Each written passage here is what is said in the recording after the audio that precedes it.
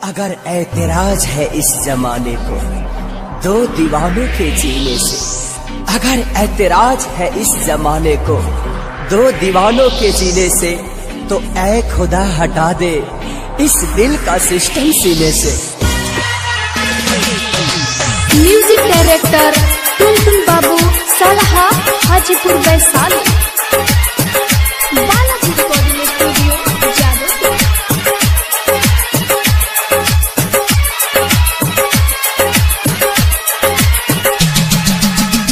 Presented by Anshu Bala music.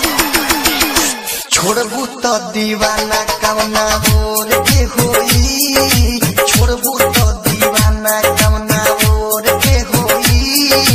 आखिरी मिलन मोटा और के होई, आखिरी मिलन मोटा और के होई। हमर नहीं भइले तो तोर के होई, हमर नहीं भइले तो तोर के होई।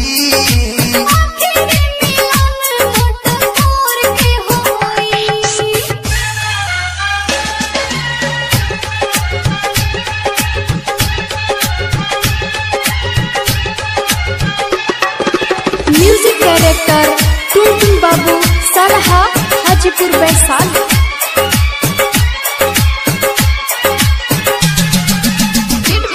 अंशु बाला म्यूजिक।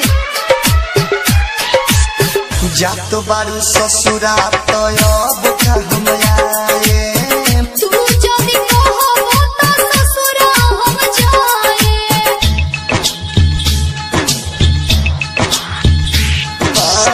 जातो बारू ससुरा तो अब हम आए। तू जदि कहबो त ससुरा हम जाए। आवो रोवा रोई गर जोर के होई, आवो रोवा रोई गर जोर के होई। आखिरी मिलन मोटा और के होई, आखिरी मिलन मोटा और के होई।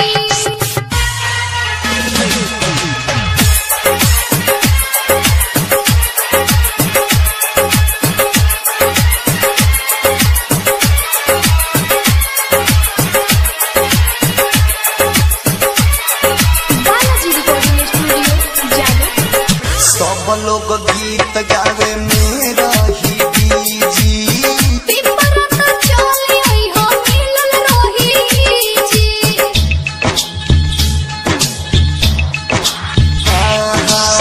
सब लोग